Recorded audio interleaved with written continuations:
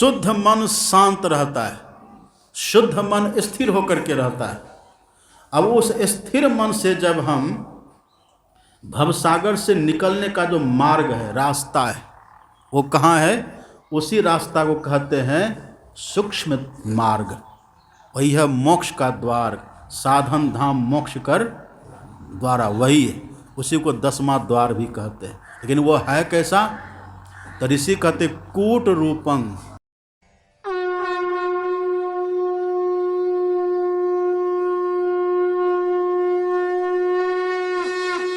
तो अभी जो पाठ हुआ, विषय बना है भवसागर और उससे पार होने का उपाय। भवसागर में हम लोग हैं। हम लोग कहने का मतलब आप और हम शरीर नहीं है, जीवात्मा है। शरीर है जड़ और जीव है चेतन। शरीर है मर, जीव है अमर। तो हम और आप चेतन हैं, अमर हैं, अविनाशी हैं, जीवात्मा हैं। यही जीवात्मा इस भव सागर में पड़ा हुआ है। यही पाठ हुआ अभी। भवसागर, सागर कहते हैं समुद्र को।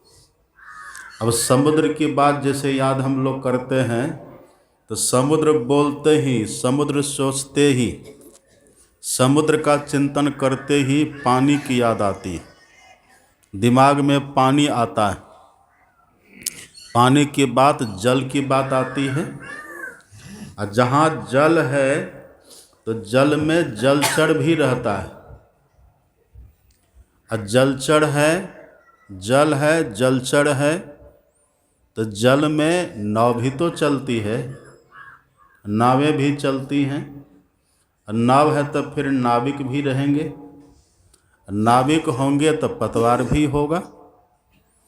एक बात जैसे दिमाग में आती है, समुद्र शब्द जैसे दिमाग में आता है, कितनी कितनी बातों का देखिए चिंतन होता है। समुद्र जैसे हम बोले, समुद्र जैसे हम सोचे, तुरंत पानी, अथाह पानी, और छोर रहित पानी की याद आ जाती है। फिर पानी में जो रहने वाला जीव जंतु है, कितने तो अच्छे जीव होते हैं, कितने खतरनाक होते हैं, उन सब का चिंतन होने लग जाता है। फिर उसमें बहुत तरह की बातें हैं, उन सब बातों को दिमाग में घुमाने लग जाते हैं। तो हम लोग जो कहते हैं भवसागर, धर्म ग्रंथों को आप पढ़ेंगे, धर्म ग्रंथों में संसार को सागर भी कहा। इसको कहते हैं भवसागर। और संसार को वन भी कहा, जंगल कहते हैं ना, भवारण्य, भवारण्य कहते हैं। और भागवत में इसको भवाटवी कहा है। भवाटवी, अटवी मतलब जंगल, संसार रूपी जंगल। तो संसार रूपी जंगल भी कहते हैं, संसार रूपी समुद्र भी कहते हैं। ये बहुत तरह की बातें हैं। समुद्र की जब बातें आती हैं, समुद्र तो हम कह देते हैं, भवसागर तो कह देते हैं, लेकिन पानी यहाँ देखने में आता है? पानी देखने में नहीं आता। न तो पानी देखने में आता है और न तो समुद्र का जो जलचर होता है, जलचर देखने में आता है।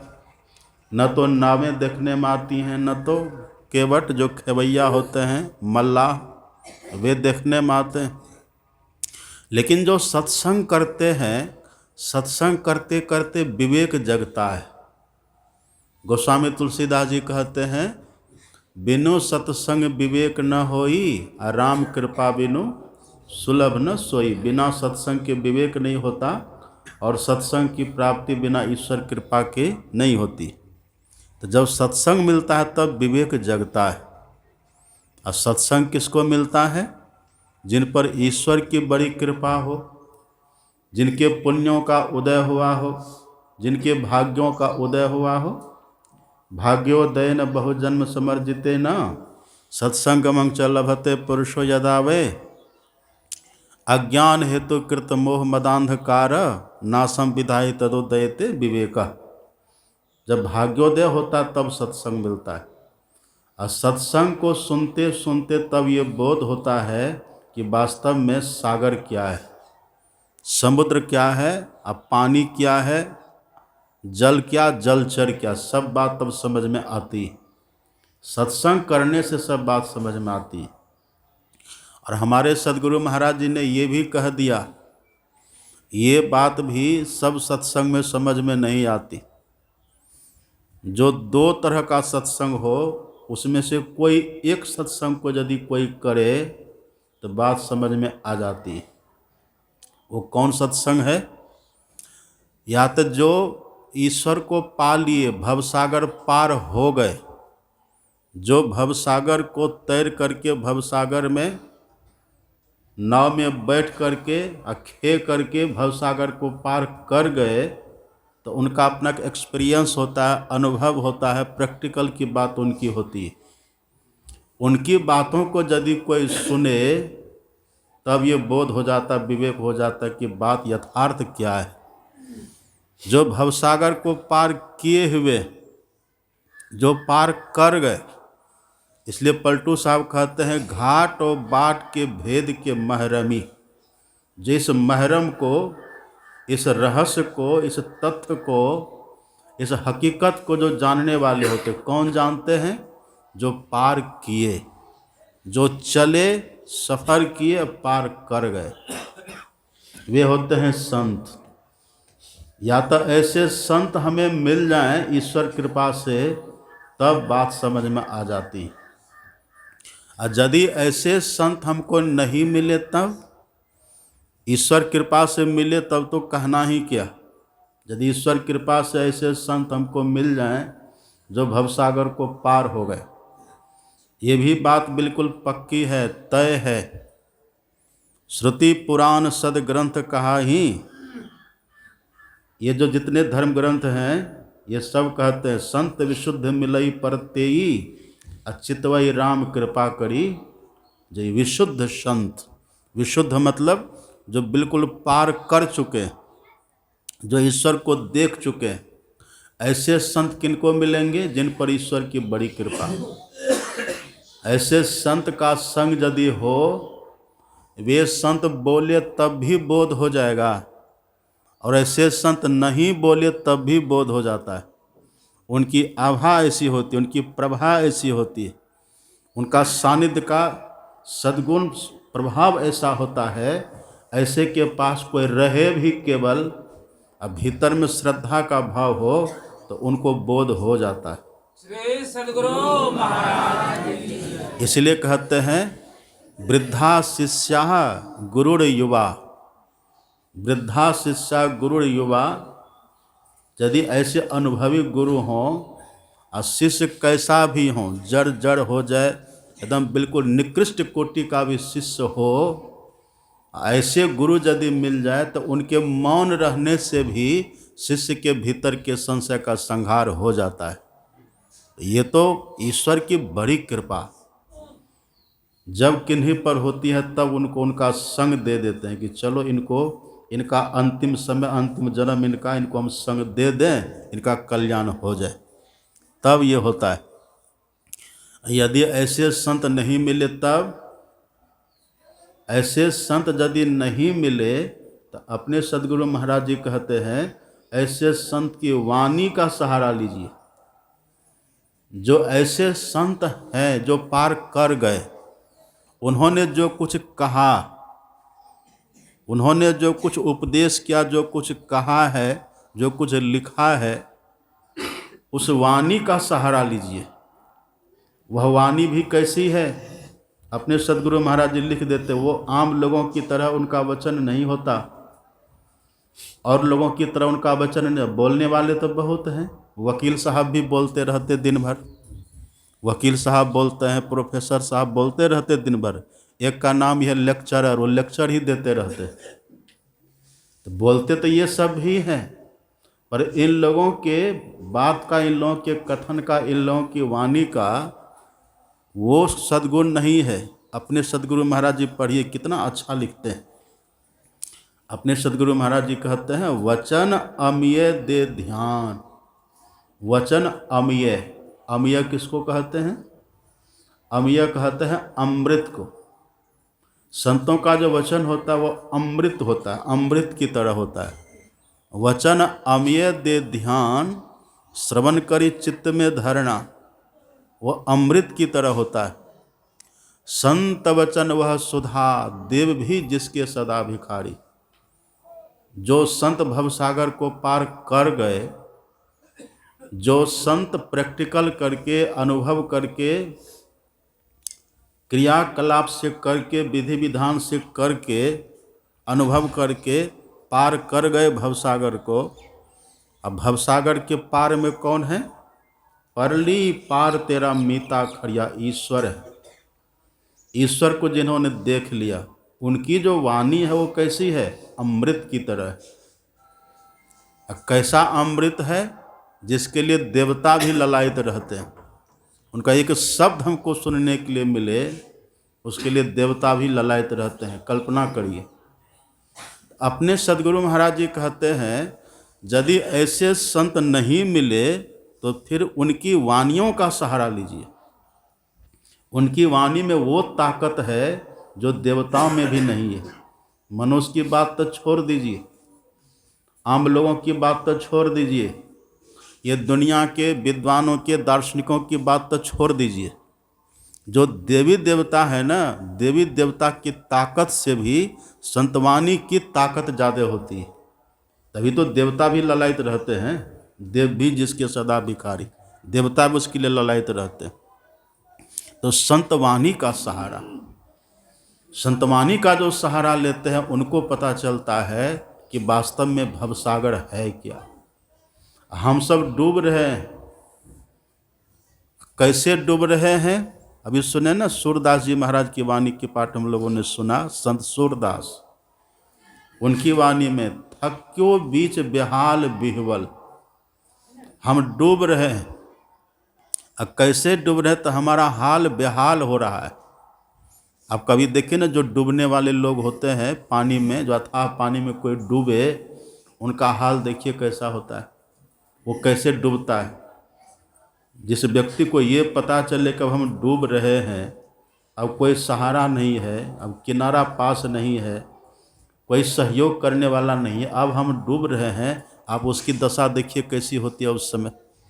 कैसे तिलमिलाते हैं, कैसे छटपटाते हैं, कैसी छटपट छटपट उनकी स्थिति हो जाती है। वही सूरदास जी कहते थक्यो बीच बेहाल बिहवल, सुनहु करुणा मूल। जो ईश्वर है, सूरदास जी उनको मानो स्मरण करके वो कहते हैं कि हम अब थक गए, एकदम बेहाल, हाल हमारा बेहाल हो रहा है, हम परेशान हैं। ये बोध किसी महापुरुष को ही तो होगा ना, वो तो पार कर चुके। सूरदास जी पार कर गए। सूरदास जी साधारण पुरुष थे, हम लोगों की तरह थे। सूरदास नाम है सूरदास, मतलब आँख नहीं है। ये हम लोगों की तरह उनको आँख नहीं थी, अंधे थे, सूरदास थे, जन्मांध थे, ऐसा भी लोग कहते हैं। जो भी हो, अंधे तो थे ही। रास्ते में जा रहे थे, चलते चलते कुआं में गिर गए। निर्जन स्थान था, कुआं में गिर गए। अब जैसे कुआं में गिरे तो गहरा कुआं, चोट लगी, आसपास कोई था नहीं। वही कुआं में परे परे स्तुति करते हैं, प्रार्थना करते हैं भगवान की कि प्रभु यहाँ तो कोई देखने वाला भी नहीं है, ये निर्जन है, वीरान स्थान है, कृपा करिए बचाइए। जैसे प्रार्थना किए सूरदास, संतों की प्रार्थना उनमें तो ताकत होती है, दम होती है। सूरदास की स्तुति से भगवान प्रसन्न होकर प्रकट हो गए। अब कुआं के बाहर से ही हाथ भीतर डाल दिए और सूरदास जी से कहते सूरदास पकड़ लीजिए हाथ। सूरदास जी हाथ तो पकड़ लिए। अब सूरदास के मन में होता है कितना 30-35 फीट गहरा कुआं, ये कौन है जो ऊपर से कह रहा है मेरा हाथ पकड़ लीजिए हम निकाल देंगे। आखिर ये है कौन? ये नर नहीं हो सकते, वास्तव में नारायण होंगे। ये नर नहीं नारायण है। सूरदास जी हाथ पकड़ लिए अब भगवान निकाल दिए। अब भगवान कहते सूरदास छोड़िए, मुझे जाना है। सूरदास जी कहते आप हैं कौन? तो भगवान कहते हम ग्वाला हैं। छुपाए अपने को, हम इधर गाय चराने के लाए थे, हम ग्वाला हैं। तो देखे कि आप डूब रहे हैं तो आपको हम कुआं में गिरे, डूबे तो हम आपको निकाल दिए। तब सूरदास जी कहते इतना बड़ा हाथ किसी नर का होता है? आप नर न, आप साक्षात नारायण हैं। अब जैसे कहा आप नारायण हैं, तो भगवान कहते रहे नहीं हम नारायण वारायण कुछ नहीं, छोड़ो हाथ, हमको जाना है। सूरदास जी ने कहा अब नहीं छोड़ूंगा। पर भगवान तो भगवान, धक्का मारे, झटका दिए, सूरदास जी धराम से गिरे और भगवान भागे। तब पीछे से सूरदास जी कहते हैं बाह ममोरे जात हो, दुर्बल जानी के मोह, हृदय से जब जाओगे मर्द सराहोंगे तोय। आप मुझे कमज़ोर समझ करके धक्का मार के गिरा के भाग रहे हैं, अब एक बार मेरे हृदय से भाग करके दिखाइए तो, तब आपको मर्द समझेंगे हम। इसको कहते चुनौती, चैलेंज कर दिए भगवान को। कैसे? सूरदास जी सब घट मेरी साइयाँ सुनी, सब घट मेरी साइयाँ सुनी, सेज न कोय, अब बलिहारी वा घट की जा घट प्रगट होए। तो सूरदास जी से, सूरदास जी अनुभव करके, प्रैक्टिकल करके तब कहते हैं कि हम कितने बिहवल थे, कितने आकुल व्याकुल हो रहे थे जब डूब रहे थे भवसागर में। हम कितने आकुल व्याकुल थे। थक्यो बीच बेहाल बिहवल। देखिए आकुल व्याकुल हम लोग भी हैं, लेकिन हम लोग इस बात को महत्व नहीं दे रहे। वो स्थिति तो हमारी भी है, लेकिन अभी हम लोगों को पता नहीं चल रहा है। आकुल व्याकुल, व्याकुलता तो हमारे भीतर भी है। हम इस तरह से इस कदर हम डूब रहे हैं, हम व्याकुल तो हैं, परेशान तो हैं, लेकिन इसका बोध नहीं है। और जिनको बोध हो गया वो पार कर गए, जो बोध पा लिए वो पार कर गए, और जो पार कर गए वो दूसरों को भी बोध देने लग गए कि जिस तरह से हम विह्वल हो रहे थे, हम डूब करके परेशान हो रहे थे, ऐसे आप भी डूब रहे हैं, आप भी परेशान हो रहे हैं, आप भी निकलिए। लेकिन हम लोगों को भी पता नहीं चल रहा है। हम लोग डूब करके भी, हम लोग इसमें विह्वल होकर के भी, आकुल व्याकुल होकर के भी सुखी होने का भ्रम पाल लिए। यही बीमारी लग गई है। डूबता हम भी रहे हैं, आकुल व्याकुल हो रहे हैं, लेकिन पता नहीं चल रहा है। अब देखिए भवसागर में पानी क्या है? अब पानी है, जल है, तो जलचर भी होगा, जलचर भी है। हम उसी पानी में डूब रहे हैं तो जलचर तो हमको पकड़ेगा। और जलचर कहते किसको है? जलचर कहते जल में चलने वाले जीव को। और जल में चलने वाले जीव सबसे खतरनाक कौन होता है? और जल का राजा, पानी का राजा कौन होता है? जानते ना सब? मगरमच्छ। मगरमच्छ कितना खतरनाक होता है। मगरमच्छ है यहाँ, मगरमच्छ है। फिर देखिए ना आप, समुद्र में तरंग उठता रहता है, हमेशा तरंग उठता रहता है। आप कोई वस्तु लीजिए, ऐसे फेंकिए समुद्र में, डूबता है जल्दी। यदि वो हल्का, उसका आयतन यदि कम है ना, हल्का है, तो समुद्र उसको फिर से फेंक करके बाहर कर देगा। उसमें डूबने घुसने किसी को नहीं देता। ऐसे यहाँ तरंग भी है। हम लोग के सदगुरु महाराज जी भी इस बात का बहुत सुंदर वर्णन किए। और सूरदास जी की वाणी में सुने ना, उपनिषद की वाणी, मंडल ब्राह्मण उपनिषद सुने ना भी। निद्रा भय सरीसृपं, निद्रा भय सरीसृपं, दार पंकम, दार पंकम संसार वार्धिंग तरतुम, ये सब सुन रहे थे ना भी। उसी में कहते कहते कहा सूक्ष्म मार्ग अवलंब्य, और फिर अंतिम में कह दिया, अंतिम में भ्रू मध्य सच्चिदानंद तेज कुटरूपम तारकम ब्रह्म। एक ही बड़ा सा श्लोक में भवसागर का भी वर्णन, और भवसागर से निकलने, भवसागर में डूबने का भी वर्णन, और भवसागर से निकलने का भी वर्णन। सब वर्णन हो गया ना। सुने कितना बढ़िया। ऋषि कहते हैं निद्रा भय सरीसृपं। निद्रा भय यही सरीसृप। सरीसृप किसको कहते हैं? सरीसृप कहते हैं जो रेंग करके चलता है। जैसे सांप को देखिए, सांप को देखिए, सांप रेंग करके चलता है। सांप को देखिए, बिटगोए को देखिए, होता ना बिटगोए, नेवला, ये सब कैसे चलता है? तो जो रेंग करके चले धरती पर, और जिसके चलने का किसी को आभास भी ना हो। अब बैठे रहते हम लोग, किधर से सांप आ गया पता चलता है? बैठे हैं, आराम से बैठे हैं, सुख से बैठे हुए हैं, निश्चिंत होकर बैठे हुए हैं, और किधर से सांप रेंगते हुए आया पता भी चलता है? ये रेंगने वाला जीव है। ये सब जलचर है, भवसागर में जलचर है। निद्रा भय सरीसृपं तृष्णावर्तं दार पर पंकम। तृष्णावर्तं मतलब तृष्णा का तरंग है, तृष्णा तरंग। अब कीचड़ भी होता है, स्त्री ही कीचड़ है। पुरुष के लिए स्त्री कीचड़ और स्त्री के लिए पुरुष कीचड़ है। कितना सुंदर देखिए वर्णन, उपनिषद वाणी है ये। जलचर भी है, कीचड़ भी है, तरंग भी है, सब कुछ है। और सूरदास जी कितना अच्छा कहे, माया ही पानी की तरह है। सूरदास जी कहते भी सुने ना पाठ में, अब के माधव। सूरदास जी की वाणी है, सुन रहे थे। अब की माधव मोही उधार, अब मगन हो भव अम्बु निधि में। मगन हो भव अम्बु निधि में। आगे उसी में कहते हैं ना, आगे सुने उसी में पाठ।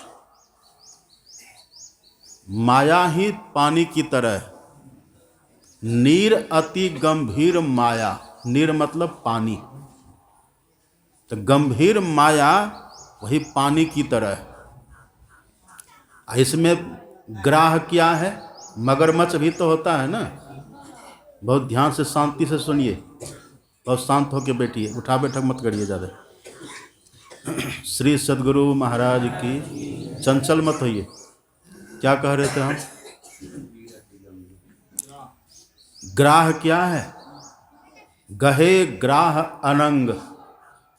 ये अनंग रूपी ग्राह है। इसमें अनंग, पूरे गुरु का संग हो, अनंग क्या करे? अपने सदगुरु महाराज जी कहते हैं ये अनंग कामदेव ही है ग्राह की तरह। और लोभ लहरी तरंग, लोभ तरंग की तरह है। लोभ जो है वो तरंग है, आवर्त तरंग की तरह है।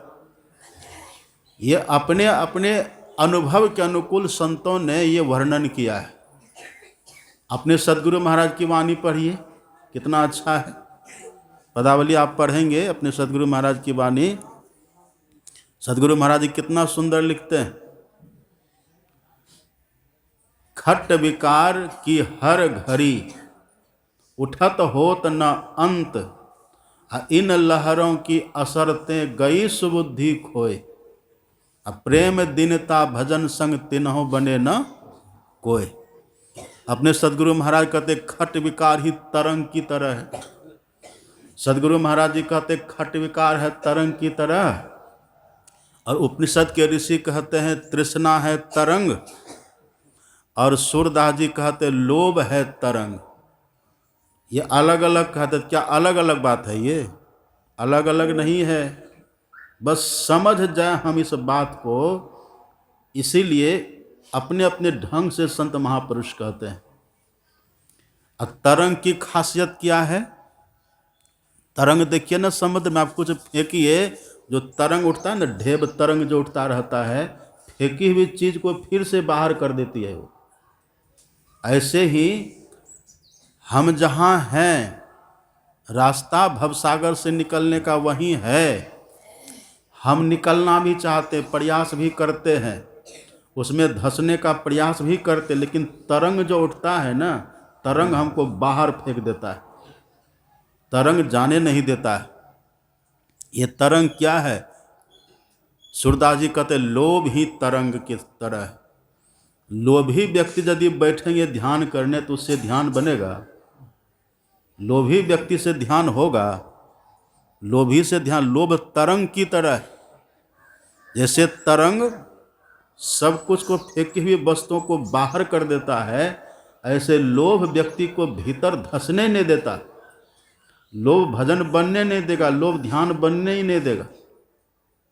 लोभ तरंग की तरह है। लोभ भीतर अपनी वृत्ति को, सूरत को धंसने नहीं देता है। ये तरंग की तरह, लोभ लहरी तरंग। देखिए इसी बात को संत कबीर साहब कितना अच्छा कह दिए। पहले तो कबीर साहब ने कहा पहले कबीर साहब कह देते हैं, काम क्रोध मद लोभ की जब लग घट में खान। काम क्रोध मद लोभ की जब लग घट में खान, और तब लग पंडित मूर्खा दोनों एक समान।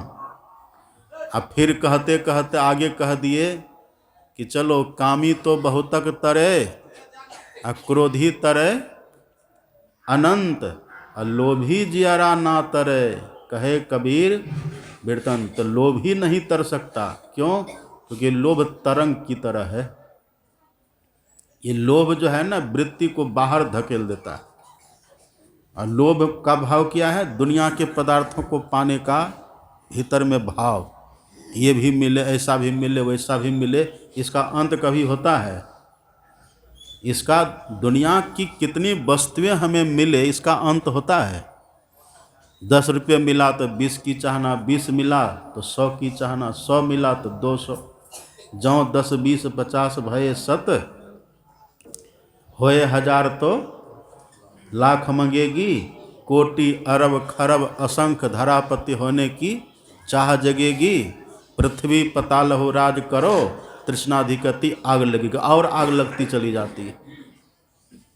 ये तृष्णा, ये लोभ तृष्णा, ये तरंग की तरह है। ये भीतर धंसने नहीं देता। और अपने सदगुरु महाराज जी तो कहते हैं, खट विकार की हर घड़ी छहो विकार तरंग है।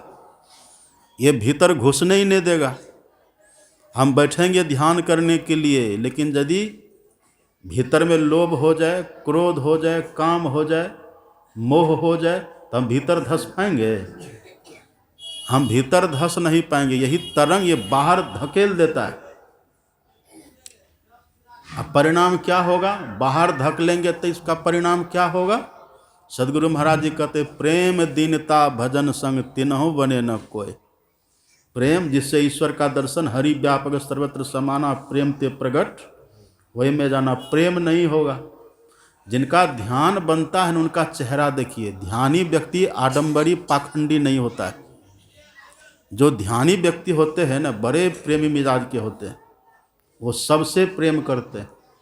वो 2 बात सह लेंगे पर किसी को सहाने नहीं जाएंगे। वो ढोंगी नहीं होते, पाखंडी की तरह वो नहीं करेंगे। जो ध्यानी होंगे ना, ध्यानी व्यक्ति बहुत प्रेमी हृदय के होते। प्रेम उनके भीतर होता है। प्रेम उनके, जैसे जैसे ध्यान बनता चला जाएगा। पहले तो ध्यान भी करेंगे तो प्रेम से ही ध्यान बनेगा। बिना प्रेम का ध्यान होगा? यहाँ आप इतनी संख्या में जो आकर के बैठे, अगर प्रेम नहीं होता तो आकर के बैठते भी इतनी संख्या में? प्रेम है तभी तो आकर के बैठे। तो पहले हम प्रेम से आते हैं। और भगवान कहते हैं ना, रति मम कथा प्रसंग, रति प्रेम। पहले तो प्रेम से करते हैं। क्या करते हैं? जप ध्यान करते हैं। आप पढ़िए पदावली को, अपने सदगुरु महाराज की वाणी, कितना अच्छा कहते गुरु महाराज जी।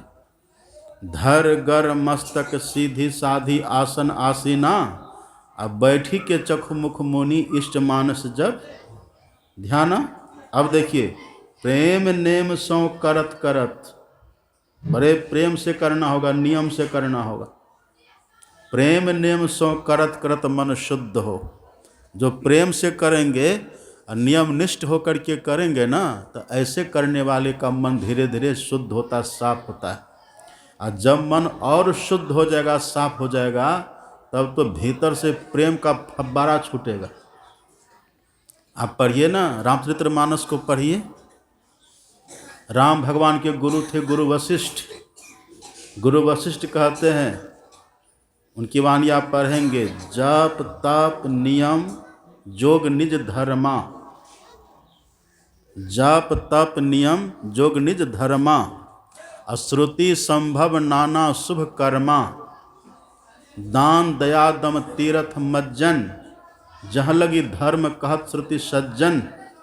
आगम निगम पुराण अनेका, पढ़े लिखे कर फल प्रभु एका। तब पद पंकज प्रीति निरंतर, सब साधन कर फल यह सुंदर। सभी साधनों का फल क्या है? प्रेम, प्रीति, निरंतर प्रेम हो जाए। सुन रहे ना सब मेरी बात? किशोर है ये पगड़ी वाला है, वो लाल पगड़ी वाला, सीधा होके बैठिए, सीधा होके बैठिए बाबा। इधर मेरी तरफ देखिए, सब मेरी तरफ देखिए इधर। आप तो प्रवचने देने लग गए, शांत रहिए ना। श्री सद्गुरु महाराज की। देखिए पहले हमको प्रेम से करना होगा, प्रेम पहले लाना होगा, प्रेम करना होगा। पहले प्रेम से जब करना, इसलिए सद्गुरु महाराज जी कहते हैं प्रेम नेम सो करत करत। प्रेम से पहले करना होगा। सत्संग भी करेंगे तो कैसे करेंगे? प्रेम से।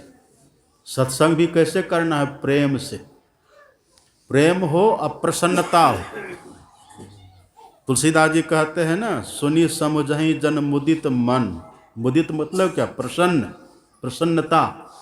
जो प्रसन्न होकर के सत्संग करेंगे। और दूसरी बात, दूसरी रति मम कथा प्रसंगा। प्रेम से सत्संग भी करना होगा, प्रेम से सत्संग भी। और जप ध्यान जो करेंगे वो कैसे करेंगे? तो अपने सद्गुरु महाराज जी कहते प्रेम नेम सौ करत करत। जो प्रेम से नियम निष्ठ होकर के करेंगे तो करते करते फल क्या होगा? गुरु वशिष्ठ कहते हैं जो ये करते रहेंगे तो सब साधन कर फल यह सुंदर। सुंदर फल मिलेगा। क्या फल मिलेगा? तब पद पंकज प्रीति निरंतर, निरंतर प्रेम। अभी हमारी स्थिति क्या है? अभी कभी प्रेम होता है और कभी प्रेम नहीं होता है। कभी प्रेम खूब होता है, इतना प्रेम होता है लोगों के भीतर में कभी कभी कि गुरु महाराज के सामने रो देते हैं। देखे कि नहीं? कभी काल गुरु महाराज जी के सामने रो देते हैं, इतना प्रेम प्रकट हो जाता है। और कभी काल स्तुति भी नहीं करते हैं, कभी काल सत्संग में भी नहीं जाते, कभी काल ध्यान भी छोड़ देते हैं। ये कभी प्रेम होता है और कभी नहीं होता है। लेकिन जो प्रयास जारी रखे और भजन धीरे धीरे बन जाए, तब उसके भीतर निरंतर प्रीति प्रकट हो जाती है। ऐसा प्रेम जो फिर खंडित नहीं होता, ऐसा प्रेम प्रकट हो जाता है। वही प्रेम जब प्रकट होता है, वही प्रेम प्रबल होते होते होते होते प्रबल प्रेम के पाले पड़कर हरि को नियम बदलते देखा। जो भगवान अब तक हमको दिखे नहीं थे वो दिखने लग जाते हैं। लेकिन ये कब होगा?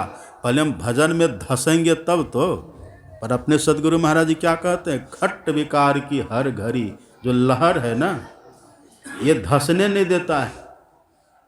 इन लहरों की असरते, ये जो खट विकार की जो लहर है, तरंग है, इसके असर से परिणाम क्या होता है?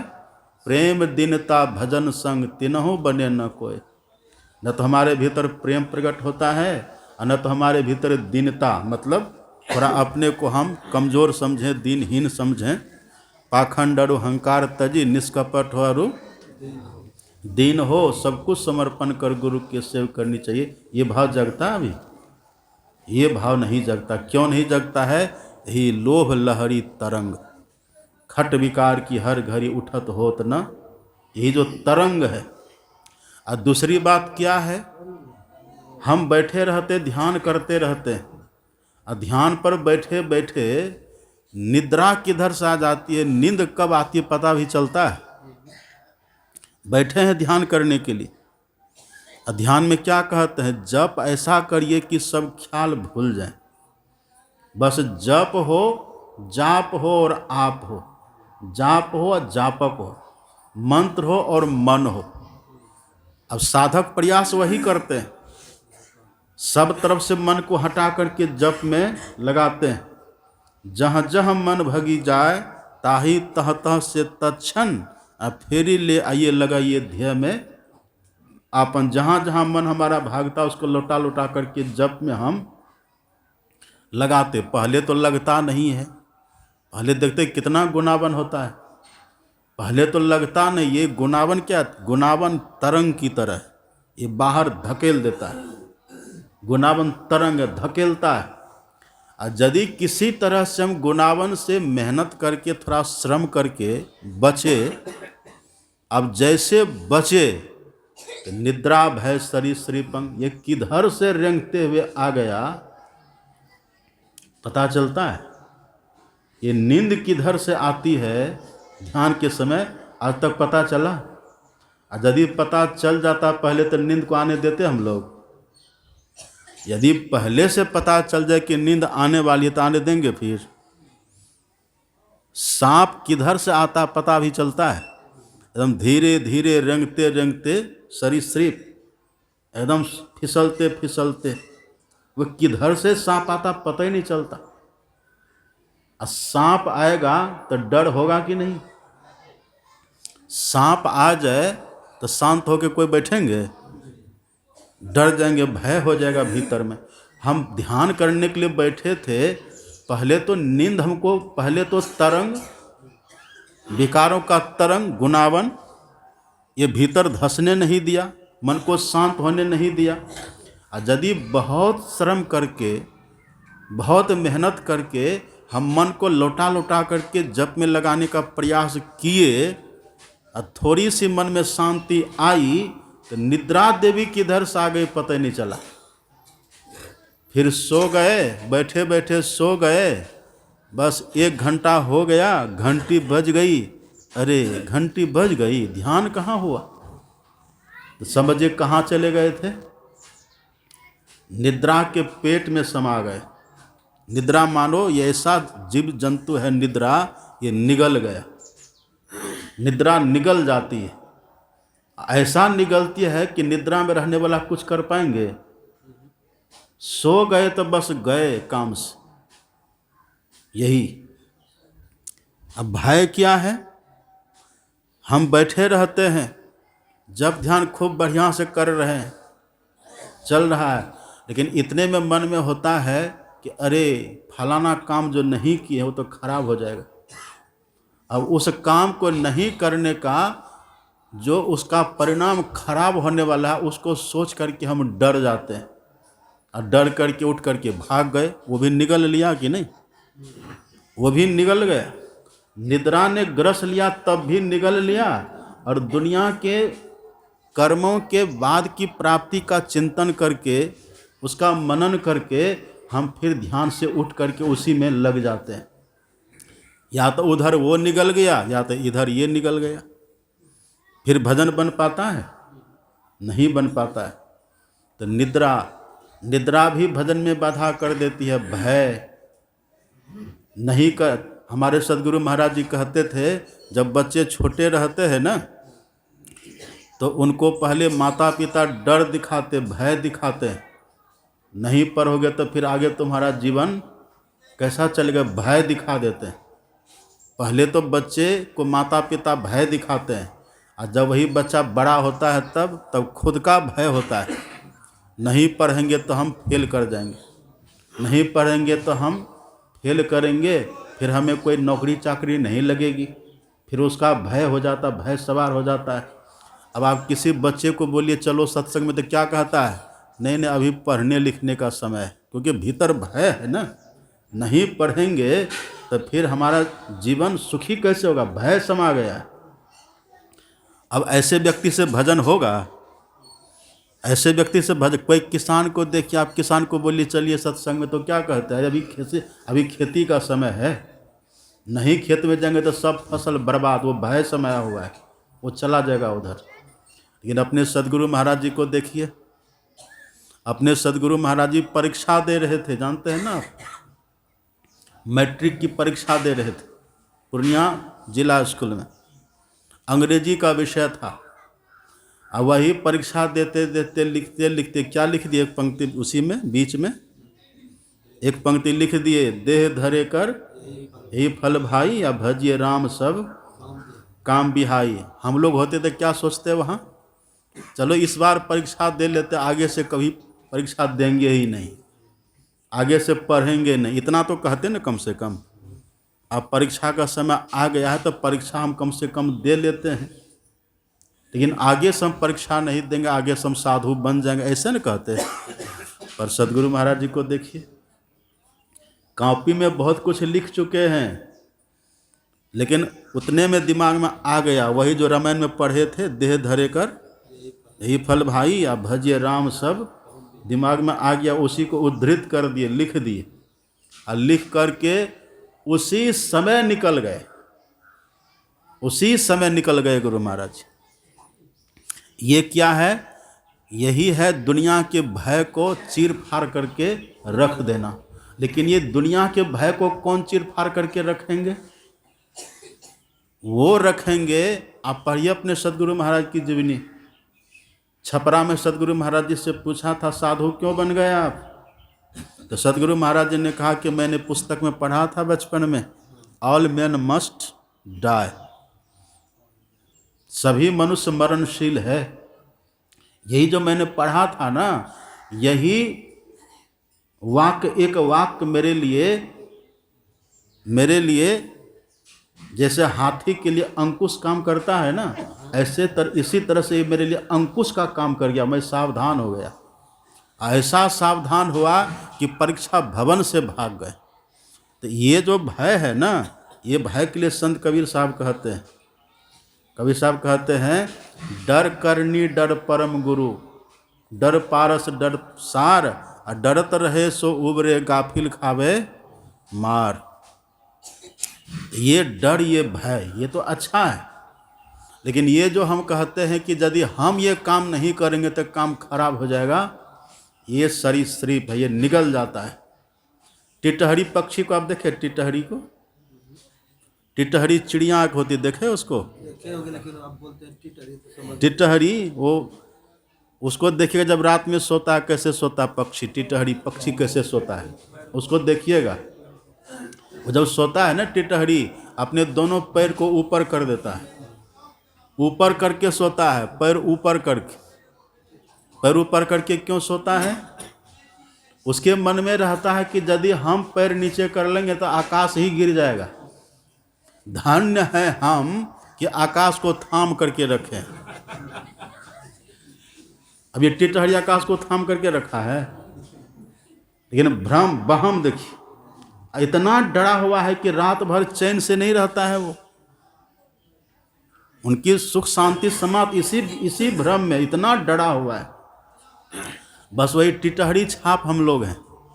यदि हम नहीं रहेंगे तो ये काम कैसे होगा, हम नहीं रहेंगे तो वो कैसे होगा, हम नहीं होंगे तो बच्चे का जीवन भविष्य सुखद कैसे होगा, इतना हम भ्रम पाल लिए हैं। यही है सरीसृप, ये हमको भजन से बेखबर कर देता है। हम जिससे भवसागर से पार होंगे, ये उससे बेखबर कर देता है। ये निद्रा और दुनियादारी का भय, निद्रा भय सरीसृपं।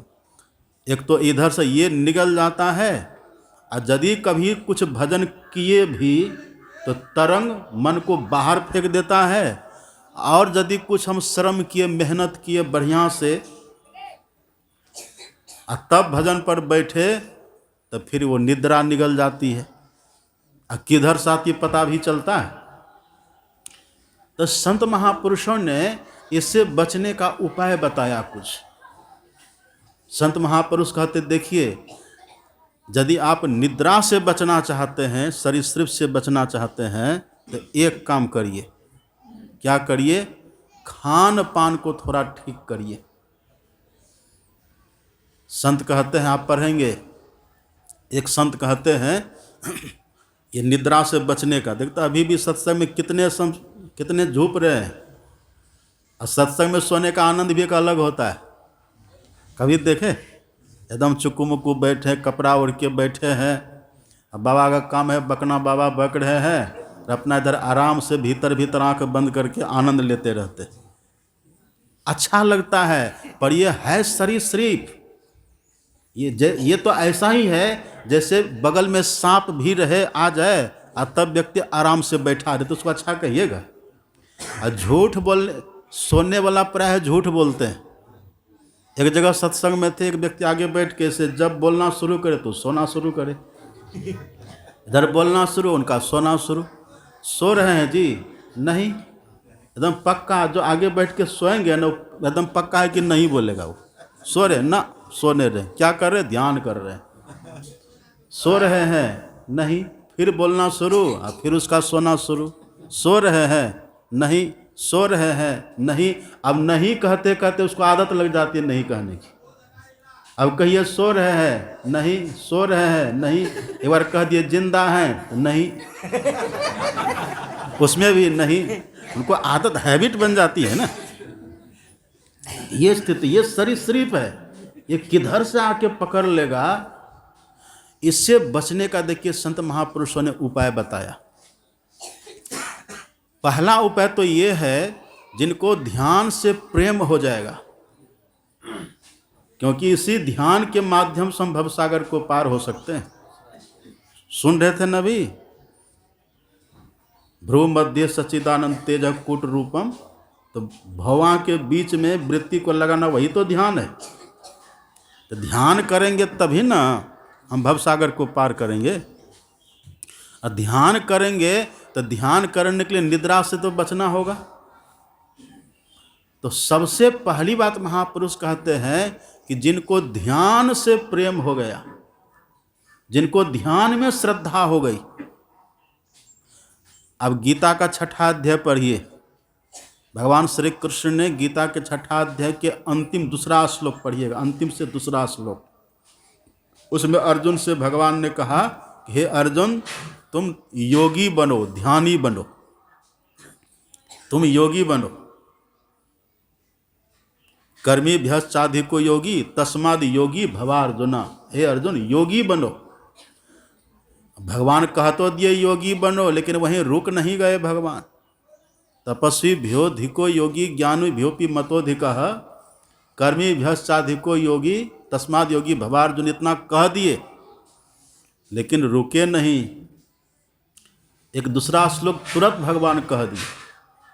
उसमें भगवान कहते हैं, योगिनाम अपि सर्वेषाम मद्गते नान्तर आत्मना श्रद्धावान भजते माम ते में युक्त तमाम मति। भगवान कहते योगी तो बनो, ध्यानी तो बनो, लेकिन कैसा बनो? तो भगवान कहते श्रद्धालु ध्यानी बनो, श्रद्धालु ध्यानी, श्रद्धालु योगी बनो, श्रद्धावान योगी बनो, श्रद्धावान ध्यानी बनो। श्रद्धावान ध्यानी बनने के लिए क्यों भगवान कहते हैं? इसीलिए कहते हैं जो श्रद्धावान ध्यानी होते हैं, लाख विघ्न आने के बाद भी वो ध्यान नहीं छोड़ेंगे। पहली बात तो यही है। जिनको ध्यान में श्रद्धा होगी, कितना भी विघ्न आ जाओ, ध्यान करना छोड़ेंगे? छोड़ेंगे वो ध्यान करना? जिनको ध्यान में श्रद्धा हो जाए। किसान को देखिए ना, कितनी कठिनाई आती है, कितनी भी धूप हो, वर्षा हो, आतश बतास कितना भी हो, जो किसान है वो खेती करना छोड़ते हैं। क्यों? उनको श्रद्धा है उसमें। इन हम लोगों को देखिए, थोड़ा सा कुछ हुआ ध्यान करना छोड़ देते हैं। थोड़ी सी प्रतिकूलता, थोड़ी सी विपरीत स्थिति क्या बनी, हम ध्यान करना छोड़ देते हैं। क्यों छोड़ देते हैं? श्रद्धा नहीं है। तो सबसे पहली बात भगवान इसीलिए कहते हैं श्रद्धा करने के लिए, क्योंकि श्रद्धावान व्यक्ति कभी ध्यान छोड़ेगा नहीं। वो ध्यान नहीं छोड़ेगा। महात्मा गांधी कहते थे ना, मैं भोजन के बिना रह सकता हूं लेकिन भजन के बिना नहीं। ये श्रद्धावान है। और दूसरी बात क्या है? यदि किसी को ध्यान में श्रद्धा हो गई श्रद्धा ध्यान करने में, ध्यान में, इसका फल क्या होगा? पर यही प्रश्न क्या है अर्जुन ने भगवान से। भगवान ने जब कहा ना कि श्रद्धावान भजते यो माम, श्रद्धालु श्रद्धावान योगी बनो, तब अर्जुन ने पूछा, भगवान आप जो कहते हैं श्रद्धावान ध्यानी बनो, श्रद्धावान योगी बनो, एक बात बताइए कि श्रद्धावान बन जाए, श्रद्धावान बने लेकिन उतना ध्यान करे ही नहीं तो क्या होगा? देखिए, ये सबके भीतर का सवाल है। भगवान ने कहा कि श्रद्धावान ध्यानी बनो, तो अर्जुन ने पूछा कि ठीक है श्रद्धावान तो बन जाएंगे, लेकिन उतना ध्यान ही नहीं करेंगे तब। देखिए भगवान ने कितना सुंदर उत्तर दिया। अर्जुन का प्रश्न अयति ही श्रद्धयोपेतो, अयति श्रद्धयोपेतो योगाचलित मानसः अप्राप्य योग संसिद्धिम काम गति कृष्ण गच्छति।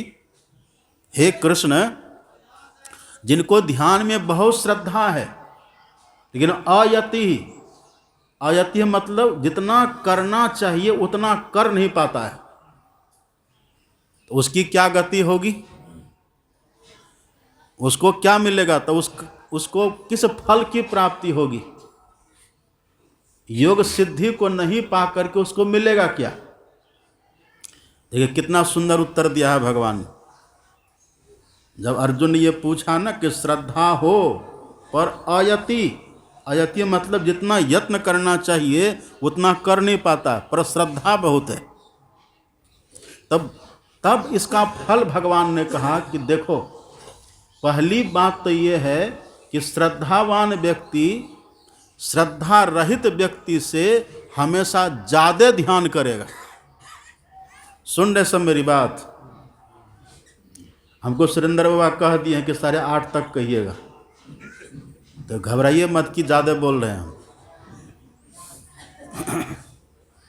देखिए सबसे पहली बात ये भगवान कहते हैं, जो श्रद्धावान ध्यानी है वो श्रद्धा रहित ध्यानी से ज़्यादा ध्यान हमेशा करेगा। ये सच है ना।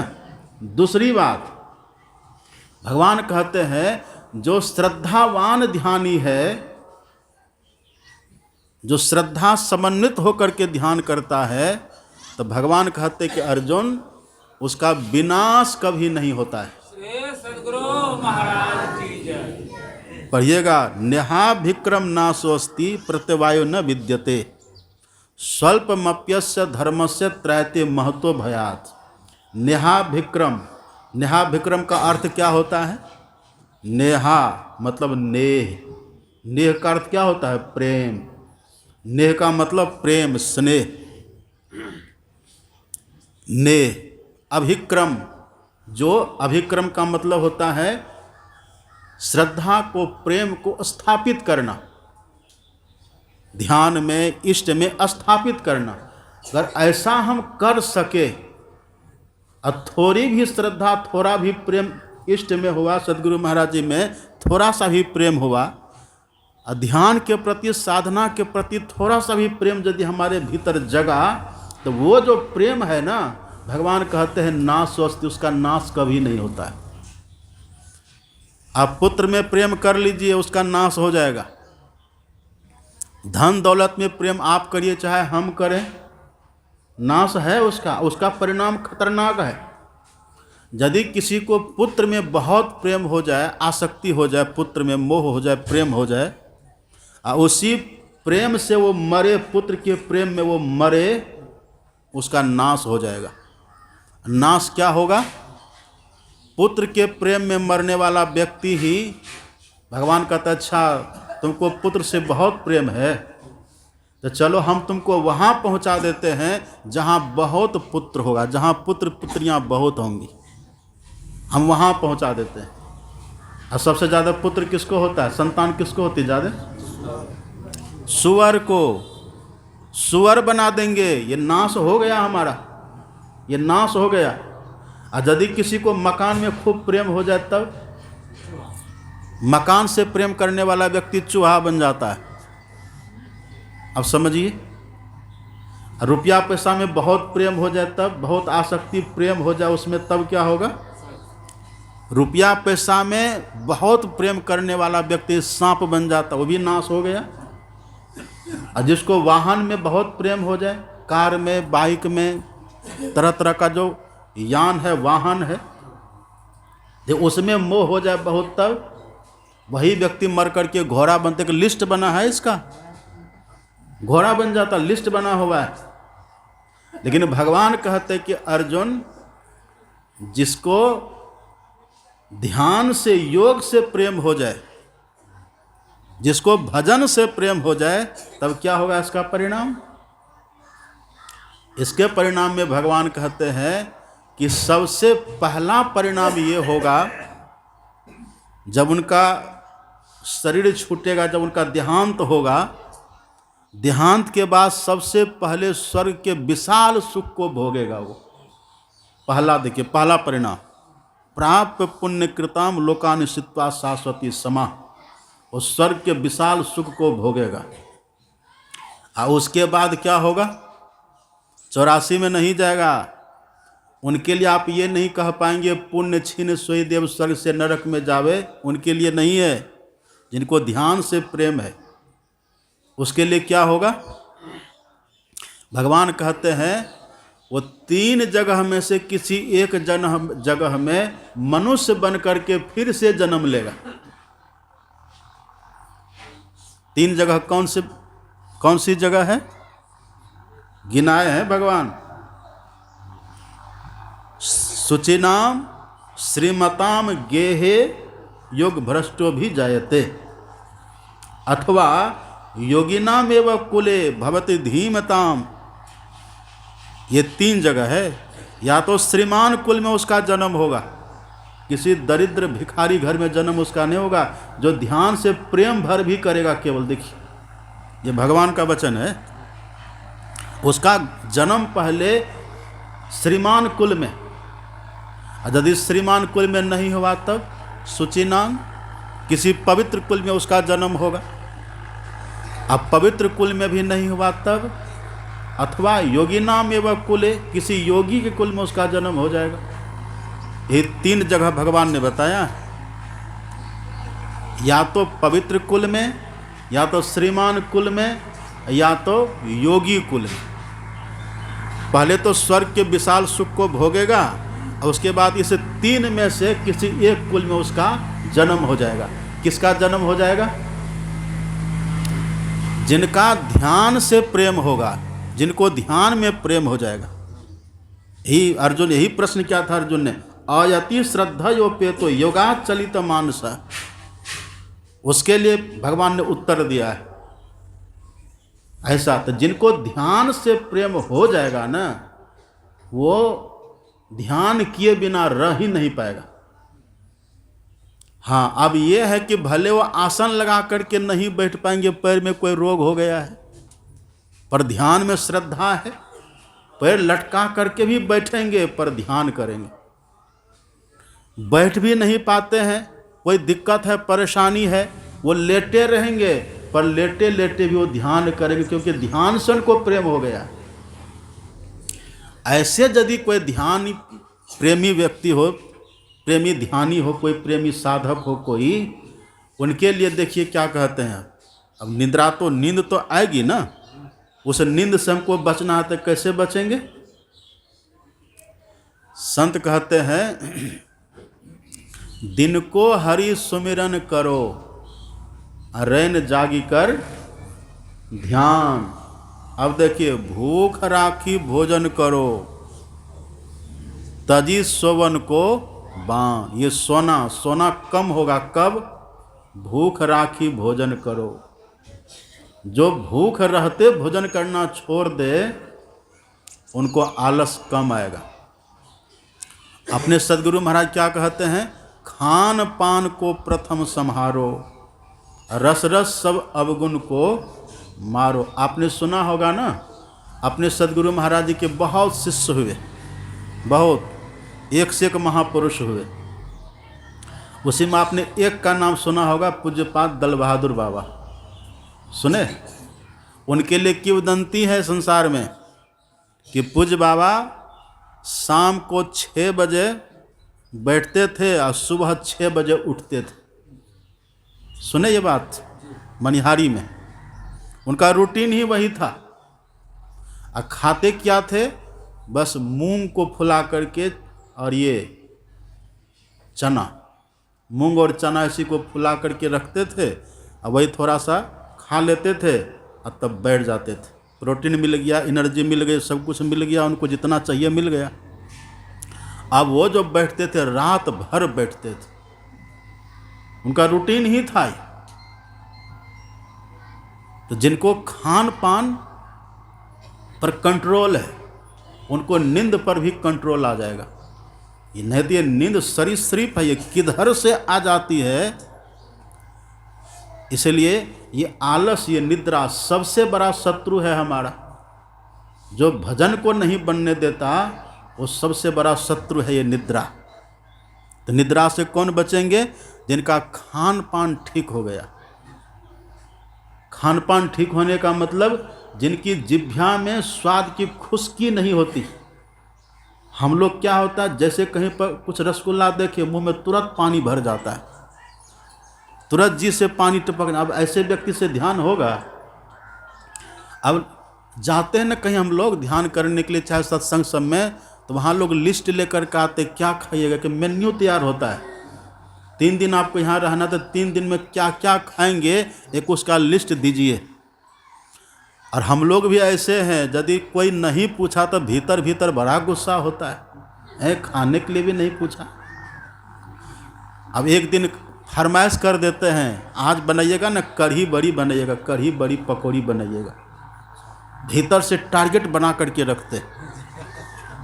कल थोड़ा पूरी कचौड़ी बना लीजिएगा ढंग से, जलपान भी बड़ा खास्ता बनाइएगा। कितना लिस्ट बना करके दे देते हैं। जी में, जिह्वा में ये कैसे स्वाद की भूख है भीतर में। ऐसे व्यक्ति से तो ध्यान हो ही नहीं सकता, क्योंकि जिनकी जिह्वा कंट्रोल नहीं है उनको नींद पर कभी विजय होगी। और नींद पर यदि विजय नहीं हुई, कितनों श्रद्धा से बैठिए, कितनों प्रेम से बैठिए, घंटा पूरेगा लेकिन ध्यान नहीं बनेगा। तो भोजन पर बड़ा कंट्रोल। इसलिए अपने सदगुरु महाराज जी कहते थे खान पान को प्रथम, पहले। अब पहले का मतलब क्या हुआ? एक व्यक्ति थे, वो जब सोते थे ना, जब वो सोते थे तो सिरहाना में 8 रोटी चपेट करके रखते थे। 8 रोटी, 8 रोटी को चपेट करके वो सिरहाना में रखते थे। अब भोरे जब जगते थे, जैसे आँख खुलती थी, अब उनको मलमूत्र का त्याग कुछ भी नहीं करना है। आँख जैसे खुली, सिरहाना से रोटी निकाले, 8 रोटी खा लिए। 8 रोटी इकट्ठे 8 रोटी खा लिए। किसी ने पूछा ये आप क्या करते हैं? क्या पदावली नहीं पढ़ा है? क्या है पदावली में? तो खान पान को प्रथम संहारो। प्रथम यही ना हुआ? दिन की शुरुआत हुई तो सबसे पहले जो जगे तो वही ना हुआ। अब 8 रोटी पहले खा लेते थे। सोचिए, एक साधक थे, वो जब भी ध्यान करने के लिए बैठते थे ना, बस ध्यान करने के लिए वो बैठे या झुकना शुरू, ध्यान पर बैठे या झुकना उसका शुरू। तो एक ने कहा इतना जो आप झुकते हैं ध्यान पर बैठे बैठे, काहे झुकते हैं? कहा कि आनंद आता है इसलिए सो जाते हैं, इसलिए आनंद आता तो झुकते हैं। एक दिन क्या किया, वो ध्यान पर बैठा था, ध्यान पर बैठे बैठे आलस आया तो मुंह ऊपर की तरफ उसका मुंह खुल गया। एक व्यक्ति देख रहा था कि देखो ध्यान पर बैठ करके कैसे सो रहा है। उधर से वो आया और संतरा उसके पास था, संतरा छील करके संतरा रगड़ करके उसके मुख में 2-4 बूंद टपका दी। अब वो तो आलस में था। अब वो जब ध्यान पर से उठा तब कहता करे अब तक तो हम सत्संग में सुने थे भैया जी हरि रस पी मतवारा, आज तो हमको प्रत्यक्ष में मिल गया। तो जो संतरा दिया था न रस, वो कहा ब्रह्म रस नहीं था, वो संतरा रस था, हम दिए थे। किस भ्रम में हो? देखिए लोग कैसे, ये निद्रा सरीसृप है। इससे बचने के लिए एक दिन और फिर बैठा वो ध्यान करने के लिए, उधर से आया, उसके आंख पे से टॉर्च जलाया कि जगह सावधान हो जाए। और वो ध्यान से उठने के बाद कहता आज हमको ब्रह्म ज्योति मिल गई। अब टॉर्च जलेगा तो कुछ न कुछ प्रकाश तो होगा ना, हमको ब्रह्म ज्योति मिल गई। उससे कहा कि देखिए थोड़ा कम खाइए। कहा कम ही तो खाते हैं। कहाँ कम खाइए, कम ही तो खाते, कितना खाते हैं? कहा कम ही खाते हैं। तो रोटी की संख्या बताइए कितना? अरे कम में खाते हैं तो संख्या बताइए ना। तब वो कहता है कि 2 बार 5 5, 1 बार 10, एक थाली दाल खाए उसी में बस, ज़्यादा में कहाँ खाते हैं। अब 20 रोटी की तासीर बैठने देगा? नहीं बैठने देता। अब जाके देखिए अभी भी धराड़ा में अपने सदगुरु महाराज जी की एक कुर्सी है रखी हुई, अपनी देह को कस के बांध देते थे, घंटों बैठे रहते। गुफा तो है ही है, उपासना कूप तो है ही है। और अपने सदगुरु महाराज जी के लिए हमने सुना है, वे कहते थे हमने जीवन में 2 काम पूरा कभी नहीं किया, न तो कभी पूरा का पूरा सोया और न तो कभी पूरा का पूरा खाया। वही भोजन करते थे, उतना ही करते थे जिससे बस शरीर का पोषण हो सके। और अंतिम में तब जानते ना, बस मूंग का रस ले लेते थे, वही लेके रहते थे। एक खान पान का बड़ा रोल है। ये जिसका सुधर गया तो फिर अब वो जो सावधान होकर बैठेंगे भजन पर, अब यदि कोई गुनावन से भी बचे, तरंग गुनावन से बचे कोई और निद्रा से बच जाए, गुनावन भी खत्म निद्रा भी खत्म, उसी दशा का नाम है भजन। वही है भजन।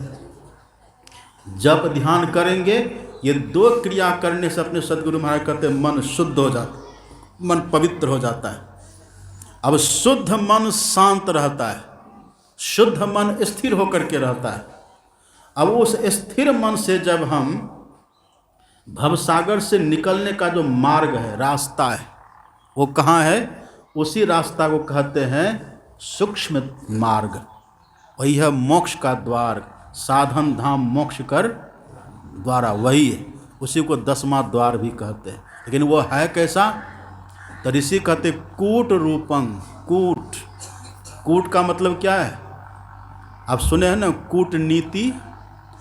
राजनीति तो सब समझ लेते हैं, अब कूटनीति समझ पाते हैं सब? कहते ये कूटनीति है, ये कूटनीति सब समझ नहीं पाते। तो वो जो रास्ता है ना कूट रूपम, मतलब सब समझ नहीं पाते। भेद यह गुप्त पाना किसी ग्रंथ से है असंभव। समझ लो किसी संत से, कोई संत इसको समझाते हैं। तो अब उसको कैसे समझेंगे? समय तो बहुत हो गया है। अपराह्न काल में एक समय का सत्संग और बचा हुआ है।